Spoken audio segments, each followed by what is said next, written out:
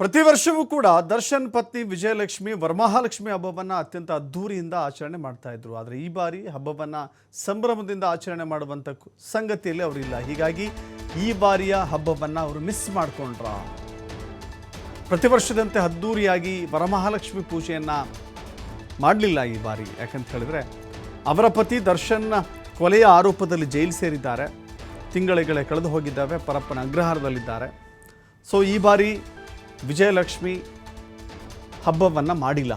ಕೇವಲ ಒಂದು ಇನ್ಸ್ಟಾಗ್ರಾಮ್ನಲ್ಲಿ ಫೋಟೋ ಹಾಕಿ ಸುಮ್ಮನಾಗಿದ್ದಾರಂತೆ. ದೇವರಿಗೆ ಅಭಿಷೇಕ ಮಾಡುವಂಥ ಫೋಟೋ ಹಾಕಿ ಹಬ್ಬದ ಶುಭಾಶಯಗಳನ್ನು ಕೋರಿದ್ದಾರೆ. ವಿಜಯಲಕ್ಷ್ಮಿ ಅವರು ಹಾಕಿರುವಂಥ ಫೋಟೋ ದರ್ಶನ್ ಅವರದ್ದ? ಈ ಫೋಟೋದಲ್ಲಿ ಕಾಣ್ತಿರುವ ಕೈ ದರ್ಶನ್ ಅವರದೇನಾ? ಹಳೆಯ ಫೋಟೋ ಹಾಕಿ ದರ್ಶನ್ ಅವರನ್ನು ಮಿಸ್ ಮಾಡ್ಕೊಳ್ತಾ ಇದ್ದಾರಾ ಅನ್ನೋ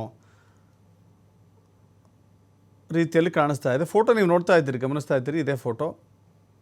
ಅಲ್ಲಿ ಅಭಿಷೇಕ ಮಾಡ್ತಾ ಇರುವಂಥ ಆ ಕೈ ಇದೆಯಲ್ಲ, ಅದು ದರ್ಶನ್ ಅವರೇ ಕೈನಾ ಅಂತ ಹೇಳಿ ಅವರ ಇನ್ಸ್ಟಾಗ್ರಾಮ್ನಲ್ಲಿ ಹಾಕ್ಕೊಂಡಿರುವಂಥ ಫೋಟೋ ಇದು.